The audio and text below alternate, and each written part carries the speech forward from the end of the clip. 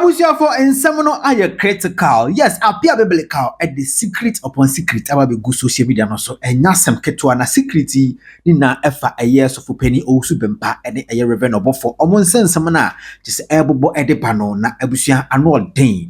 Yababo at the room. What to do so at the ama a could you sibo while laying the plans a combe faso or the bed chick could you sibo amani papa ye no beyenom intimi embasso abusia and nasam keto appear biblical. See the nani abre artist o hwese de wo si kasa na enye agudie kura na ebusu bebo e de ram mesho so be me subscribe button no mi abro na e won chen like video no so na bibia enye kama pa yes ebusu ye na enim attacks a ekọ yes of penny Owusu Bempah so chese asofo no obia ekeka na adwen e de che no asofo beduko bi e di kan abetu bi da masofo penny san so ana chese Reverend Obofour so aba agada so aba bekeka na adwen e de ache no na abusua apia bleka aba be church nsimu a church nioma ekọ so anam so ema asofo penny ekotena show no so ekoka sa nsem ni na e de fa asofo eye Obofour ho a chese busua o hye nsem a apia bleka e kan secreta o hye e de guwa abusua enya sam ketwa na se de wesi atutu bi e de eye kodosibo Natina mami ngege kofi abab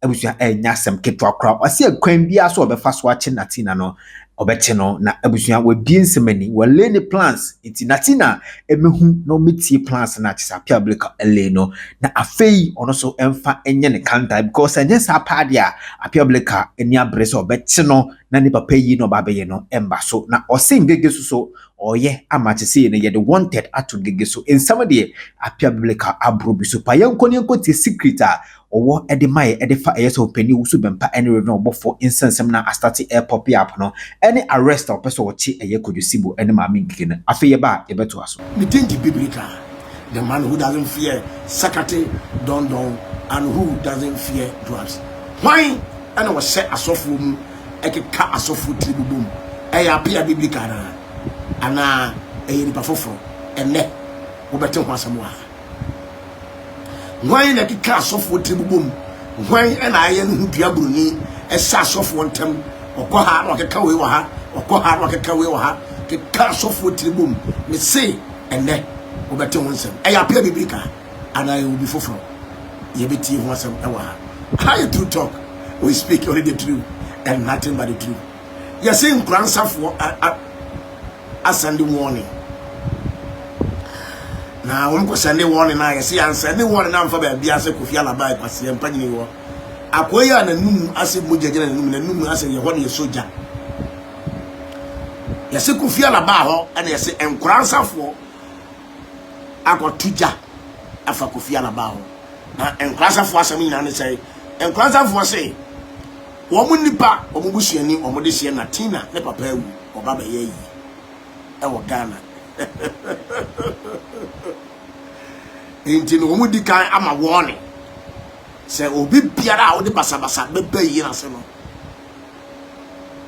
nkwasa fo se womuni wanya na abusia nkwasa fo no kro nkwasa fo kro no because me bu Obofour pa Obofour you confobia we are hard working guys except only engege any Natina and we are quadrufour etia bunchi Obofour you confobia we are hard working guys Obofour you confobia I really love them me matena breku gene da matena fetenta eda eno matena dorobo eda matia sole ewo brekum da akotia sole ewo dorobo eda. So I know Obofour pa they are very good people. Me bete asole me ni sofu enkusiaga. Ai opambo beleza adakwa ya dom na chiriba a ye fe no enkusiaga. Me ne no ebete asore ewo sunyan ene brekum. Enti minim Obofour ye komi enkofo omo good. But this particular Obofour we say me no I can't think far about them. Natina and Engege. They are the diabolic people. I have never met them in life in the Ebon society. And to me, the dear Obofour ever to say that not me didn't me say a key and I could feel about the boy. Say Obofour any abre say, especially in Cransha for any abre say, Natina Bankana. Now, by papa, you know, say, will be by Basabasa. Omo say omo ne sa ankofo no ebe konto wa hello pacho me ye bibi kakra omo ne sa ankofo no ebenya asama kufia na ba e kan eye no kura de na sa eye no kura e de ti da brofo ne kasa asem ada omusuru obusu ede na Natina ya wo ba Ghana ya ba ye papa yi Canada Afreh Poku asiampa ni hook up a pastor hook up also be man protection also be protecting also be guiding no na ye de si IGP e wo Ghana won na ye president e wo Ghana won na ye vice president sa wo Ghana won na control police system won na control judicial system won na control the law in Ghana into won no say obema Natina protection the mo ha no de it is a mo tuja say mo tuja na mo de kofa kofia la ba kwase ampani ni so say ye mekama apia biblical antiase say yes soma police for anan krofo bi ekọ Natina ayi na say ye nkote Natina o mo basa yes mo simi too much say yampa mo say bro for kro no mo ya kwasuafo pa me na me ka kira say yampa say brofo bi ampa efiri nkransa yampa say brofo bi ampa efiri nkransa akoma kofia la ba information say on family bonten say obi biara obe attack Natina ewo ebon say o kwa kwakire mo obi ne be kontokwa no say yampa say ebrofo bi e de saa eja no ama kofia la ba kwase yampa nyini a and yes I ebrofo kro no omo ye ntwe pa me they should take it from me saa ebrofo kro no omo chini papa bien tina me di o matam so magimi no ni nyansa obi free UK ba edi ka ever odi ka si asa na wako ba bi obako and as I say I different airport every UK to Nkransa so obi kura ofi akwanto mba na bi o mo be ka we ye kwase asem me tenkra ha me na me ko por kwakwache obi obo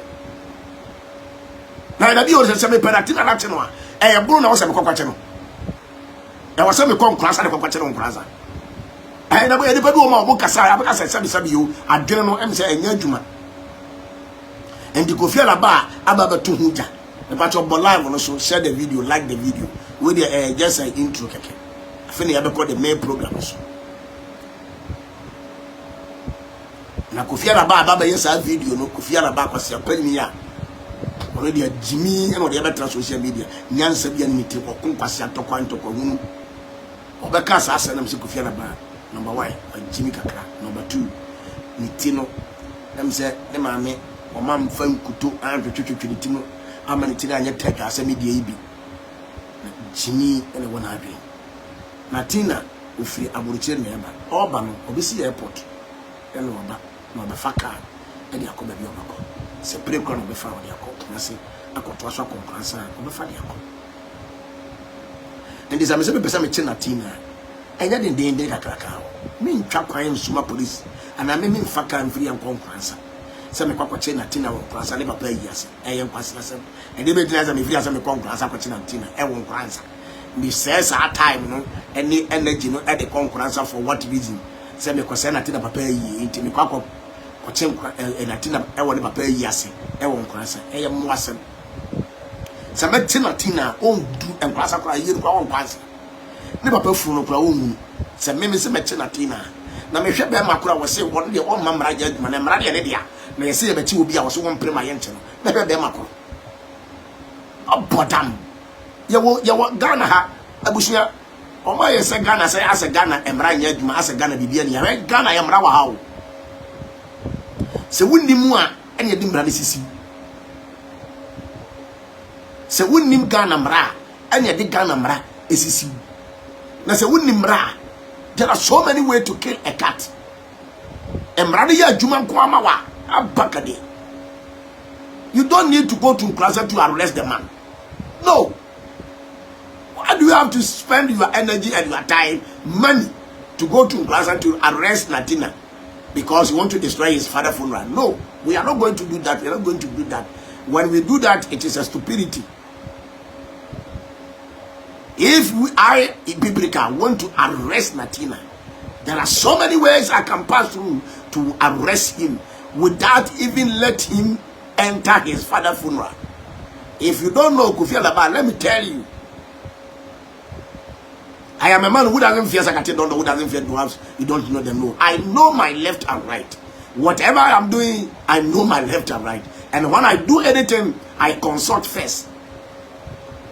I don't just wake up and say, I want to do this, I want to do that. No. I first consult and know that what I'm going to do is going to favor me or not going to favor me. Get it into your thinking brains. Whatever I do, whatever action I take, I make sure that I am right to do that. It is my right to do that. And if it take it to a human right, they will confirm or affirm it that that is his right. Whatever I do, I have to consult my lawyers. I have a great big lawyers, 3 big lawyers in Ghana here. I have to consult them with my message or my case and ask them this case and this one. Am I right to do this or that? Am I right to arrest the person on this case? And let me tell you, Kofi Alaba, there are so many cyber laws that have been approved by Parliament in Ghana. If you don't know, if you care to know, let me tell you. You are a very stupid fool to say all this nonsense on the social media. And you think I am like you. And nobody can threaten me of what I want to do.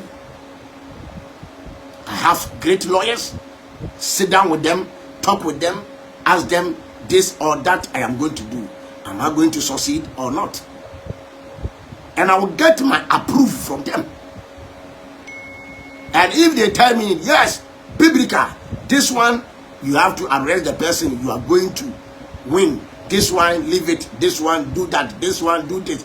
Then I take my action.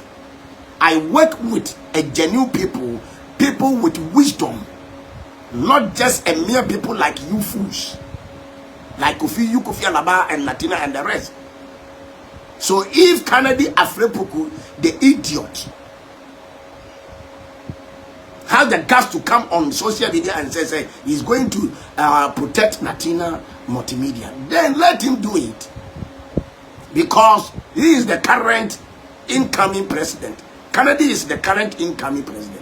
Kennedy Afreh Poku hookup Jimmy, you know, he is the coming. He is the same Attorney General, he is the same Chief Justice, and the same person. He is also IGP. So he control the system. So he will control the system for you guys. So why are you so worried to come and threaten Appear Biblical that in Cranston people are saying that they are going to do whatever they want to do, whatever. Be careful with me, Kofi Alaba. I am just watching you. Your time will come. Me, I will deal with you if you don't know. Let me tell you. You are in Ghana here. You don't know the no.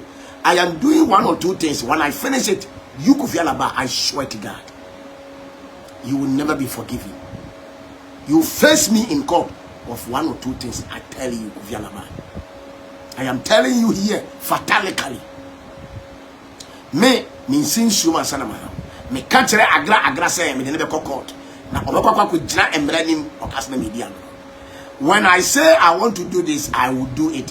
When I say I will do this with the last blood of my life, nothing will change my mind until I finish it.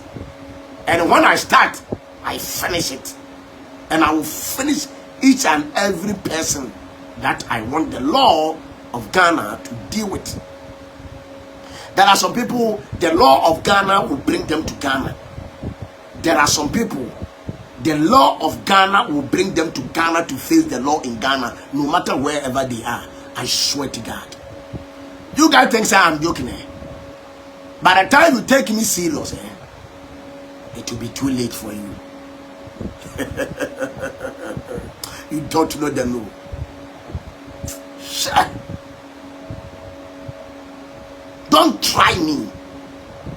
If you dare me, I will put you into your place. Into moon cancer for alleged and cancer because there is no proof and evidence of Kofi Alaba saying all these kind of idiotic and nonsensicality things on the social media. Say cancer for say omu to just say obi bia obe ba cancer say obe chi Natina no omu no benya. I respect and cancer for a Obofour and cancer for me good. I've been in cancer before. They are good people. But that particular Natina and Ngege, I don't know where they come from. And I don't think that they are true and Kwasa people. And Cαsɛ was some of the media that's not common. And Kwasa people, woman, yes, answer, phone science. So I don't know where they came from. Obofour and Kofobi, a good papa. Asante bro, a good papa. So this particular, these two people we say, I can't think far about them. Into Kofi Alaba, Catherine alleged and grandson for the say, they say, Omutiko to Kwanyansa Bieni. If I want to get Natina arrest, I will not arrest Natina in Kwanzaa. I know where I can get him. Once he is coming with an aircraft, so we be praying a free abroad and a bagana or bar, they could come busy. My Jimmy Papa. Munim Shay, Munshiadi. Hey, who put yet in the so abroad that you were quite fast way. I was being Cαsɛ. It's okay. Now, I'm never cancel. And you know, I was in awareness the funeral. I said they are praying with fire. Thank you. Let's tell them. Oh my Jimmy Papa. You they think that I am not stupid, illiterate like them. If they care to know, I know my left and right. Former Chief Justice Enini was my uncle. Me fear me were lawyers. You won't pay for me nimbra. And that is why you can't just deal with me and go scot-free. What bother? We wouldn't appear biblical idea. Inti Kofi Alaba sang Cαsɛ no wo de mama yenkoti ebiana obi Cαsɛ appear Cαsɛ too much. Yenkoti Kofi Alaba.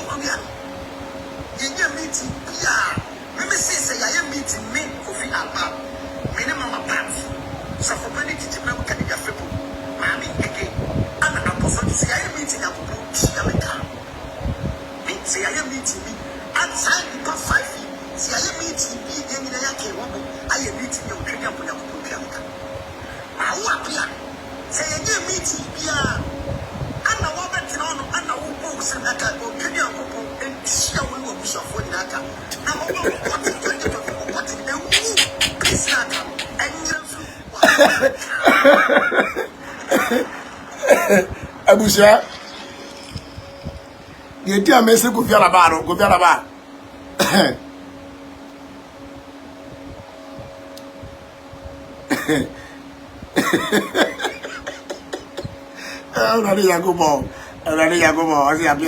Let the Nkransa police be aware of this. The Mamun should cry, Nkransa police for the catcher. Mrs. Abisabet Natina, being watching Cαsɛ. Sabetina on Cαsɛ, me loser. Samuel Peratina, no, my Natina, but Antino. Never Miss me con Cαsɛ, watching Natina, me loser. Natina Power, Cαsɛ, one faculty airport. Next. Baby, Obofour would have gone her be a metro. One in Gege. My year or my what to order that. I am saying it here. I am saying it in sensible. Me, my judgment to order that. Me na me ma kwan say yem mo ngege wanted. Omu dia ko na me abon ngege wanted. And then what na ya. Minim dia me yenti am ka say ma yem mo wanted for now. Me na me post say mo wanted answer. Omu kan me minim dia me. I know what I'm doing. Se me ya Natina enye nkransa. Natina paklo on gasa wo mfa kutoka airport. Baby obefa bia na ere na baba be wura Ghana. Baby obefa bia ere na obefa border. Unim tia wajimi. Akufo ala ba wajimi. Na se me para Natina me kopa de won kransa. Se me kon kransa se me ko Natina me ye lusa. Wo mu dane ya wo mu free Ghana. Me ye gbani na eku ho no. Go and ask their father, their former father. Go and ask him. Aduma na ye go that wo. Bibia da wo picture, we deem everything, we information, everything is there. What bottom? Measure be my cross wo ye bema. So my maranya do. I will see. Che, my boy me hu. Me can't go fiala ba. Eti mu timi no amujara wo say, and nkransa for say, and nkransa for say. Tada! Catch a brother for no crown, alert and cross up one. Catch on so much Jimmy. Why should I come to Căsɛ to arrest Natina if I want to arrest him? Me bank cross up Natina to social media say, oh no say, I never made better with Dimatem and Sumi Dini. A do what no one catch on say, oh, Dimatem and Dini. Let's say me, I attend the dear case, and I'm the call police station. Who do what? Who do? I come in a council call much I will do number. She say I attend the dear and the call police station. The medical car was a would Dimatem do bia. There is no need to send the local police station. Medical court, me any day, no what Dimatem which may do be. The moment dear young Rano. Ah, what the year me and me man for behind you, and I'm a member running with D. That is me. Dear young Ra, ah, would it D me? Now me for being D one. And when I remember Akasa with him, Akasa Nipedium, and one who said there is a law in Ghana. That's what the part. Natina one now should I say Oba Ghana Koya, the Papa Bibu, Ama Basaba Ghana, to Nya Ghana Koya, no freeze over we.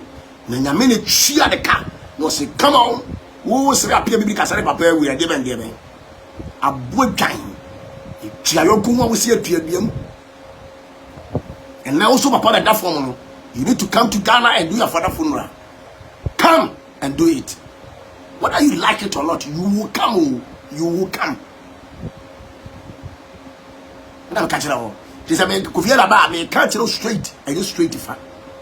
Kufiala Ba say, "Omunkoye meeting biya, one Kennedy, one Engeke, and you koye meeting biya. Na so na koye meeting na mintuaneka. Muntini you. Na so omunkoye eya na mintua pia bibikaka." In the first place, where before, where Jimmy, where Asia, I can tell on Sabeka. Namibe Chia or Cana, my prepare cases a boo amount. I can send me for my wife for only at the day. Would you be so facing and my enter? Me one or two things be in January, February, and maybe you say, Pamapas uncle for which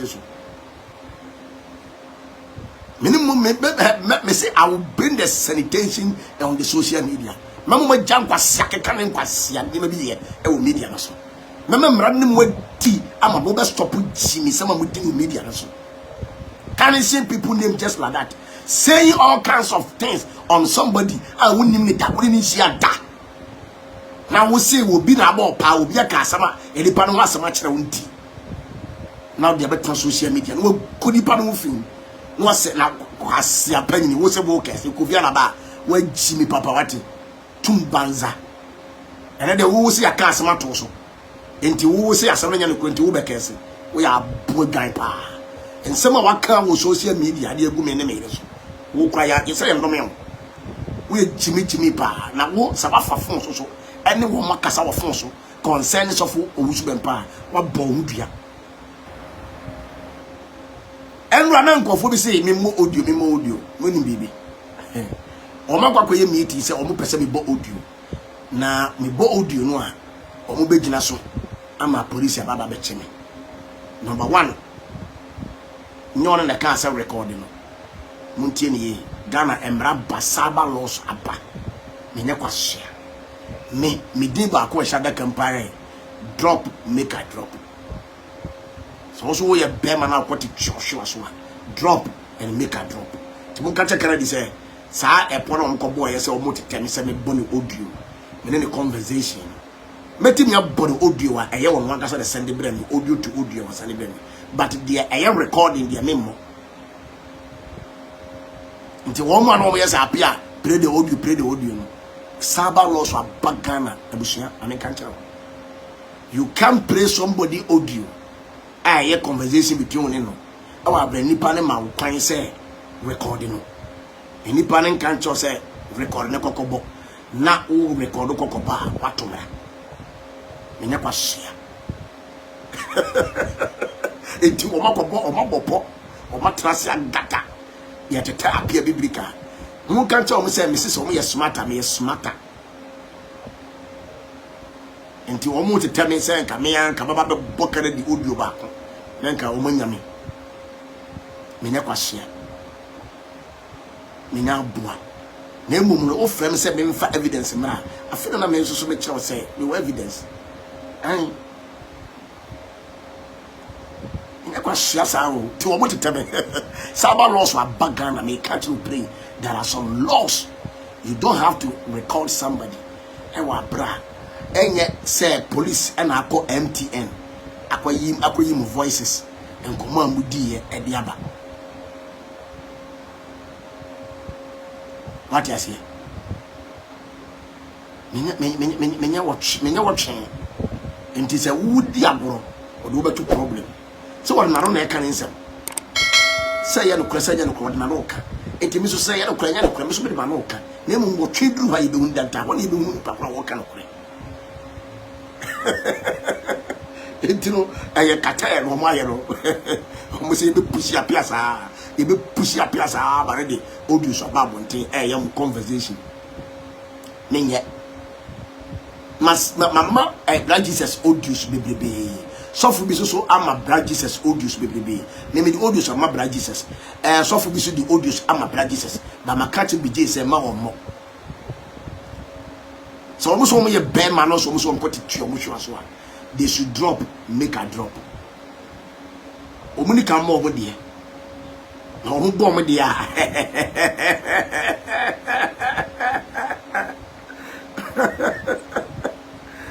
Reverend Dr. Isaac Owusu Bempah, the nation prophet Dr. Isaac Owusu Bempah. Old man, what is there? All that me appear there, me know grudge that. And they are down. I don't just have a chow. They also for Owusu Bempah. Oh yeah. You see what my misika?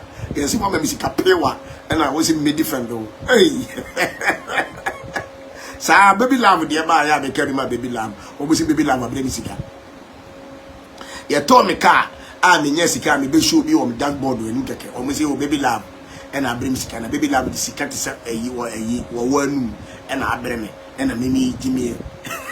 Or who kind of crack? Who kind of crack? Let's uncle who is a man who bush. As some the crow where you to sabi. I was about Molav no so say video money. You be din come. I feel the eba main programs. And the go feel about the idea. Just a yikeke. And the go feel about me catch on Natina. Se pesa me chinwa. Am kwansa na me kwakwachi Natina. Me kon me twa me se ma dad ye me time en kon kwansa. Se me kwakwachi Natina. Debi. Se pesa me chin Natina. You security agencies all the borders. Natina proper on Cαsɛ on Fakotroka airport and Magana. And then I will be pay for body mun haba. Ah, you need pray bia a 2 free UK ekosin kransa. Pray bia no ma 2 free UK and kransa ne kokosi. And waka say any would Natina 2 free UK no kokosin kransa. Me say me catch him praise Natina no one ngege. Na you mu case na to that. Omo case that one Natina started say wo chimi wo Ghana. Na me man hu ne bobre. Because what about Ghana? What the guy to see Dr. Owusu? Now Dr. Who name Cαsɛ. and only Jatua, as I see Dr. Owusu say, Yemfama Dada GNG, Ghana in Ghana. No, such as a word Jimmy, no, and I can't person any fat yet said, say, word Jimmy, I bet you the answer. And I want to get a for cargo pre and a tupa. Now, may tell the entire and get jump for cargo pre, a coin. And then I remember cat as some tough crabby at the Atramo. Dear Intia and get for cargo pre and they call back to UK. No Ghana here at a far different way. Me your case here, that's what to cry, eh? Let me see me your case here. Me make sure say you the information because go airport and all the border across Ghana. Picture that information will be bia da ho. Nti ba bia be fa bia ye be chewo. Na me nim ni pakura wo man sa engege mo tip off. Enti na o man fa me eyi na anko. Na engege pictures ni bibia da ho. I am telling you, make go yi copy abia ba be chewo sisi ya. They will copy that sisi ya. Ade bia me ye bia, bibia me ye bia me je copy o. Me nya kwase ya o. Ade bia me ye bia me wo copy. Me copy da. Engege information in the bibia da airport. Because receive information in the at the airport across all the border of Ghana. Try me. Maka. Let me say me in Kanta. But Maka. It is also your Bempah. Is you see the man who see one. Jump inside.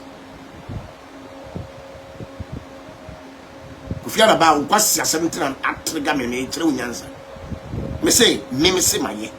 Inti Cαsɛ Ghana police for say omunkonko yimfiri wo moma Canada Cαsɛ Ghana police for say omunkonko yimfiri wo no na ye authority do no be kan no na ye fana mun Cαsɛ Canada ni so onko say aduma na me see information go all the across of the border me na me Cαsɛ me appear biblical Cαsɛ some say me nya obi a rekyerɛ mo mama hu say me nyansa kyerɛ mo ntwabo ne ntwen mpanchema say enkwansa fo say enkwansa for no mo say dey na bi o na ye small police say ye o me meti obi wa yi ase a ono nkwansa ni nkro na wo kan wo no tumi emra hwe obi a wo say dey engage information go ho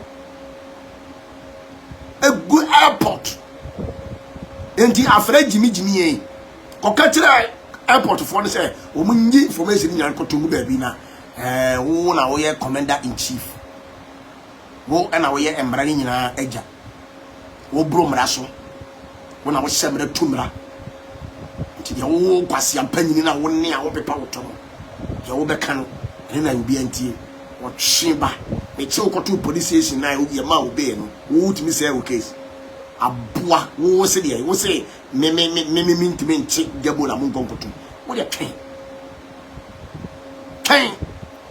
na what shade ru ba ye be huni dan time na be woni mi won me se mi kuta o case mu a ajinyame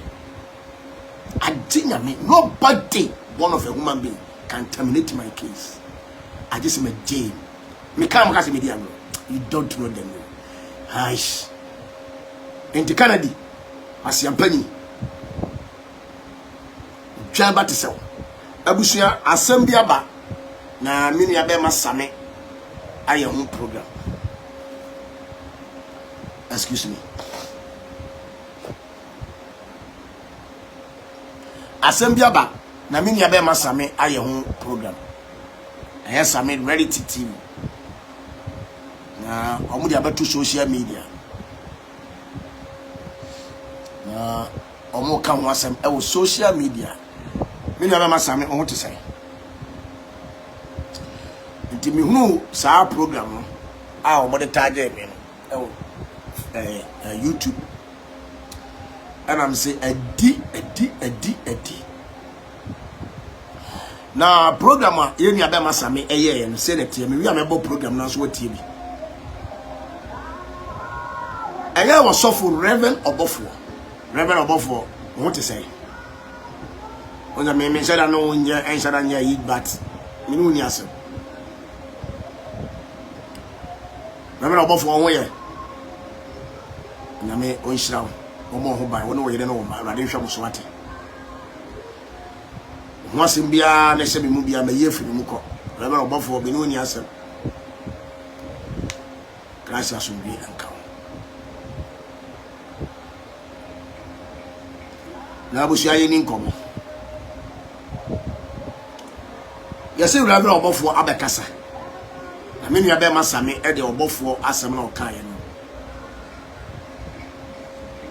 aye program na rebe Obofour adu masama o kan ye ne say or the software Owusu Bempah ebeko court any Metro TV ebeko court muteni Reverend Obofour say or the software Owusu Bempah ebeko court any Metro TV ebeko court na software Owusu Bempah ekwatena Metro TV e kan say ono or software Obofour onu mmoja na wakotunro na ne bosu ne de abanko se de ben bosu e na sofu Owusu Bempah say Reverend Obofour akutu sa bosu e na ode eye asore enu ntina onye sika ode bi akoto Rolls-Royce Phantom ene kasi odade demu a ode eye kire ne ho ebi e wo Ghana na I quite remember say sa video no me hwe bi me akasa me hwe video no bi na busa ho say one this information ma sofo Owusu Bempah one betimi ehun bako this information ma sofo Owusu Bempah one betimi ehun wo betimi ehun power ha no engade meche wade one betimi akere enipa kura o kan asofo Obofour one betimi a guest one betimi a edisemi etumi aka nipa kura wo this sofo Obofour ehun sem ekoma sofo Owusu Bempah me am concern desire why one betumi a kire me wo betumi a kire me penya me se mecha wade guys obi si Canada obi si Kofi obi si Afreh Poku and the same Canada na obi si Canada Afreh one bi obi si Osofo Canada tule posi Canada Afreh Poku me da say Canada yehi Mr. No Nick Canada obi si Afreh who one bi Osofo Canada one Canada hey perpetua no osi Canada one bi Canada Afreh Poku Canada Afreh Poku is Canada that's it Afreh Canada when they go to court he will provide thank you wisdom Canada Afreh Poku Afreh Poku Canada big belle Canada big belle Canada big Afro no Addo the president Nanado the president Queen Nanado free me purpose say bia wa ko fa se mra me Nanado onye so for on cast of one hey Nanado so de wo hu na mani o aso for to kwa so ya dia se o hey Radi Yakobo Ghana obi si Nanado Nanado the president the man who does fear the secretary doesn't fear the wives. Nanado said he be the he said everything. He said I saw for kura and talk about ya can once me. And I say what? And I go almost I a polytank Belle Kennedy. But what is so for them? Or they was so for both way free. Only Bedu be so for Bedu be a free split me papa. Bedu be a free. One way free. So for Bedu be and so for Owusu Bempah and issue. Canada said the papa no Owusu Bempah. Canada said the papa sane Bedu be and was so momentum. What the we are some koha. No the we are some aba. What the we are some koha. No the we are some aba. Also for Obofour say what the Reverend Owusu Bempah eba be court any Metro TV ewo ensem bia wo kan e de fa ne ho na obi betwe wa no se omuduru court a yebehu nipa o ka asem no e de kire sofo Owusu Bempah na me de bedi ka aka no hada na me ka kire osofo Obofour se ewiase wakonya boa ka se watan ye ni na chi kare dia beka bi kura to me so na nsan ya wo ye ni odi wo se me se osofo Obofour me ka kire se osofo Obofour anu moja na me se osofo Obofour anu moja na o ma me bia no onu moja na o ma me bia no eh kare di wo kasati se eko na o Reverend Obofour before say ba won sofo Owusu Bempah asem so me ka kire o pray Reverend Obofour wan kasa wonim se Kennedy o kasa Kennedy kasa te se obi a ase ye de toy ya ase ye de toy asenimu ene ye ma de battery ena o kasa. That guy is a talkative diabolic. Yeah, so for Obofour, that guy called Kennedy is a talkative diabolic. Now, and then me can't send me a chance for Obofour.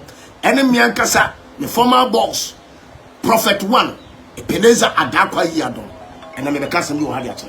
Ebusia, Reverend Obofour, won't to mean can't tell me or software Biblical Vows. Kennedy wouldn't nip by away. Now, what also for Obofour? A dear man, buy into we ignore Kennedy. Kennedy will out talk car 4x4 money then, me away. Wo, and I will talk Chrysler. Edema Kennedy, a damn nuncle one form. Sakwa was Siabisa, nuncle one form. And you walk now talk 2 cars, and I will check Kennedy. They are aware. But a day, and I will ignore Kennedy. Reverend Obofour, a day na we ignore Kennedy. Let me tell you, Reverend Obofour, before say we be huni pakrono, okay can mutribu bo mke kan sem kan sofo Owusu Bempah won sem de tremo na waka kam ho sem aka che sofo Owusu Bempah no. Before say me kan one kasa Reverend Obofour wouldn't say Kennedy or ye talkative or kasa na o kan sem so o ka de anim enya de kan ho. Recently said that make na wabeka say me osofo apia me ka kire wono no Kennedy ni say wo Obofour no moja na wo no ma o ma me bia no wo no ma o ma me bia no ye ehene ana me kokko gina kaka sa asem enti kamenya nka Obofour Kennedy so ya fa de case no na Kennedy me kire ba bi kura me kasa asem kire no offer evidence mra because one so waka to wiem waka to abontene was say me and I'm a catcher. Into a hen and a ye, meneno ewo, me mobile phone, when me mobile phone, me should be mobile phone. One said that could make us and channel. Near farmer, a year friend is MTN. Now, Omunko ye conversation, now, baby, could I make a say your phone so, say your face to face, say your can or match. Mimi himself will Reverend Obofour wouldn't in face a Kennedy or your talkative or Cαsɛ echo. Because recently the entire Pamo Kennedy in a egunism. Kennedy koko di hu konkonsa e ko kire sofo ba ko e na sofo no e record Kennedy e de come sofo Obofour come and tell me say asoma me Kenya no kore Kennedy ko se sas Obofour won sem e de come one pastor and some of kafa Obofour won tantan Obofour e obi a enka onko Kennedy e ye na se da so me hu ye na Obofour gina ye na se na me say enkofo yi ya bi Obofour say we nipa na me wi abeka asem bi wa a kire Obofour ene me papa opambo enti sofo Obofour wan kasa kra no metima kan pefe say wonnim nipa a okodi hu konkonsa ke kansam e kire sofo Owusu Bempah e ma won so enya saa ahotoso no e de kotena Metro TV ekekasasam and someone Kennedy akafa Obofour ho e de akire sofo no Obofour tail e recording no yem hye no me se bo musa Obofour say identity na wa ignore Kennedy na on pese Kennedy be ban ni bi mu mungo bisa Obofour ya yete ha ya o as information bi and number bia ya saka anya kanya Obofour na talk am yinu ma no class la any 4x4 yi white one kese pa otoma no anya Obofour consent said you okodi di nkofo konkonsa e ma na ye wo Obofour wo de na wo to ho ka ma no e sa me dia salam ti o me bibia maka no kra kire wo said you obe kan nkofo wo nsam including me appear ya mte ha and someone can be a kire wo afa me ho ena mamu nyina mane gene ho say oh kana didi e wote ye ho asama na obeka kire yen oye saa na wote oye nipa bonefo okay kani patri bubom Afreh eni kodi nkonkonsa e wo wo ho e de kire sofo Owusu Bempah me say e pra ye bete me kankan e da wo twadi apo Yakobon ase say ma twe me ho fi ne ho forever and ever me say nka every time ka boy we di be hye me say ya me nam say ya okoya de ne say pa na watwe no kwese akire o say ya pia wo ya de ne say pa na watwe no kwese akire o say ya pia me ka kire mo say Canada ene de ababa awa no e dabo na no koye on say na won kasa be confirm say akwa ne wono no ba na on pere ma me mfa akwa ne kokot e me mfa no ntu sabote muti ni audio no ye duru ha ye bebe kwa siampanyi ni timifo me kasa kwake wo enne wono na asiribo se me ti dabo na de ne kokot wa wono no ye wono no mpema ye mfa akwa ne ntum na mimi mom na obema akwa ne ede me matum na me ni akwa ne twempra dada kadi me ka cho sa so aka no e da police fo anim me ka cho plain asɛm na aka ye no wa boa me rough e da kɔtɔ police fo mpanifo anim e da wo se bam me ka cho straight o se akwa na ye wo o se jabo na ye wo ba me boa nti se me ka se wo na de ko me se wo yire kan wanga sa wo yire se wo na wo de sika ma akwa nso fa community wanga sa wo yire wo nya ne ba bi kosera nya me fa de currency yi o ka kire me pain se wo na wo de sika ma akwa no e ko bonity nti asofo na wo munya akwa no de ye me bone no e ye wo na wo de ge ne ko ye tira me bu be bi ka kire wo kara di se sunturi ani de be bana de nam so ma sunturi ani ba ye no wonu mum na wondue wo se me mintu menche dabola no wo kana kura kire wa ya kire 3 times wa twa na no asem different na me se wo twedru ha ye be hu ni danta wa siaman na obi a waye me girlfriend me ne ye bibi eye dey na wo no asa be kira bonten se we obi yire e na me ba ne ho na mumu chie me bo me say samusu madimi nkwase akeka na mkeka no eno a ene yi moto nyansa ni bia be hunu se wo ye nipa bonefo enyansafo a afra me hunu se wo ye nipa bonefo ene de wato anu mutu se afide debola ye wo ba eduru ayi behwe kana di we kwasia osofo Obofour me ka tell number 1 tama woni me papa wo pambo e kontokwa me begina mu me begina wachi ntokwa ni nyina koto aguye yem enipa wo pushi me ene sofo ya mama se ye mra wo Obofour e me attack you Canada I swear to God before God and man Canada ne kase ye me attack you on say ne Canada gina bontre say me ena me create ntokwa beto obini ene opambo ntem me papa opambo Ebenezer Adakoya don can never and ever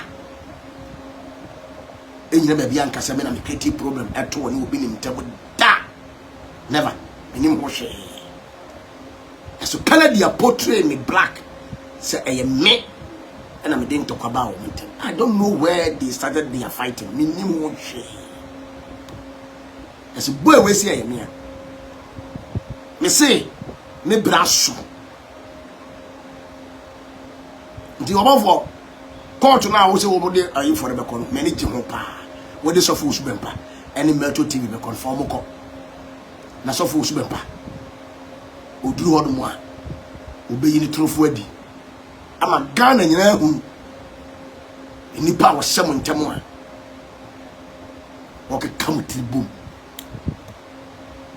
onyame na se me expose sa akwa no wa yes ane ma na che wo hyem ntem di obedi anti wo ye kwadufo ampedre na ompe so be ya adwuma nsem keka ba no be kase wa ha wa kase wa ha wa kase wa ha wa kase wa ha wa create confusion wa je ha wa je ha wa je wa wa kwaje wa ha wa je osu osofo osu Bempah wa be je Obofour ho wa ba be je Biblical bi ho wa kwaje wa pambo ho sa na me agra ensem a obe kagu sofo opambo Ebenezer so me say one day agra no ankasa be kan okore ni nyina ye kala na information efa asofo osu sofo ye fa say opambo ho e ma agra me na me kan me say one day na me we obaba be kan okore wo the same thing ana sofo osu Bempah ene opambo entokwa e ba ye Canada ena de opambo ho nsem e koma sofo Owusu Bempah ema sofo Owusu Bempah ebe kan e wi akire no yese ayapia me say one day sofo Owusu Bempah so be kire ne trofo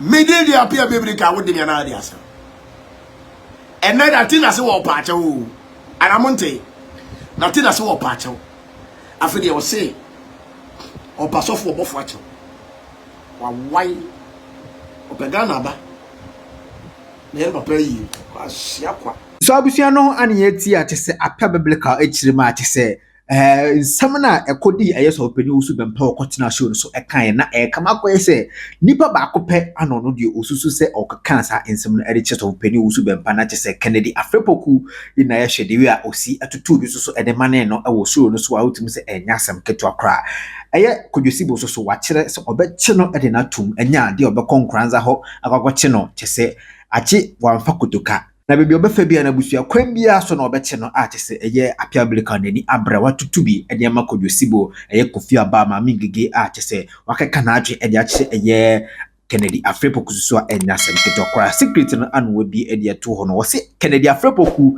na ede sa ensem ni na ekoma so opani Owusu Bempah na chese wahye eye asofo ntem ana chese okeka muti ede buma chese enya sem ketokora busua betimi ache wadwen awo ye comment section ho na bibia so aye kama pa aha Inside GH. Any the message also be me subscribe button no me abel na e won channel like video no so na bibia enye kama pa aha na busua me de osi makra